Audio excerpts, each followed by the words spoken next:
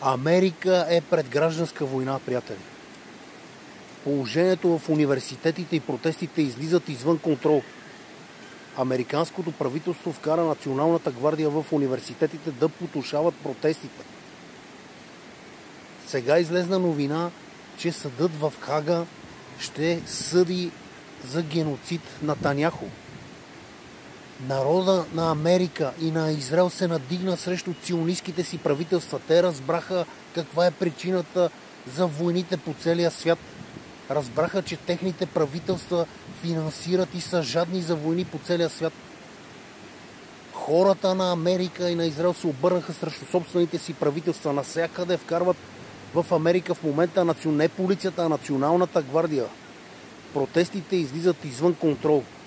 Това е положение. И сега ще жертват Нетаняху, като го осъдят за геноцид, за престъпленията, които извърши в Газа. Това е последният им ход, с който ще се опитат да потушат протестите, да ги залъжат. Това е от последните минути. Вижте видеята, вижте какво става. Нашите медии не дават нищо. Айде!